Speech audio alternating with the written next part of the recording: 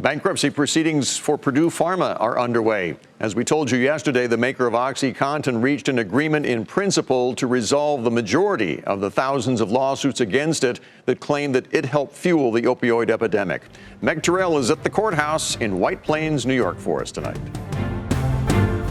In a roughly 3-hour-long bankruptcy proceeding here today, attorneys for Purdue Pharma asked the judge essentially to allow the company to keep its lights on and to continue paying employees and suppliers as the beleaguered maker of OxyContin moves through bankruptcy proceedings. It was a somewhat muted prelude to what could be a bitter fight. Purdue has been sued by more than 2,600 entities claiming it fueled the opioid crisis that's taken 400,000 lives in the U.S. in the last 2 decades.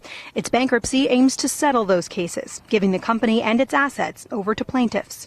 A sticking point, though, involves Purdue's billionaire owners, the Sackler family, better known for its donations to museums and universities.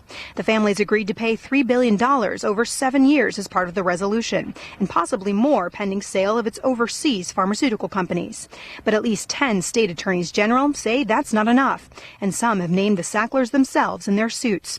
In a brief filed before today's hearing, Purdue's attorneys said they plan to ask the court to stay litigation against not just the company, but also current and former owners, officers, directors, and employees. That could act to shield the Sackler family.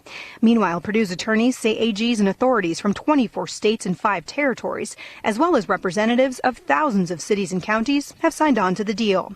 One of those representatives is Motley Rice attorney Joe Rice. And that's what the litigation is all about, is to try to get some financial help from the industry to help these communities and these states deal with this problem.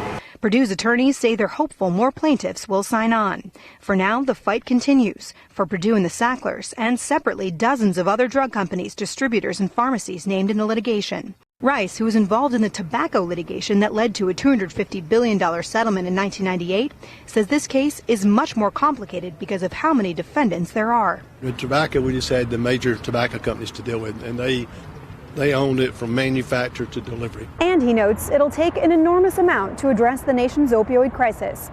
For Nightly Business Report, I'm Meg Tirrell in White Plains, New York.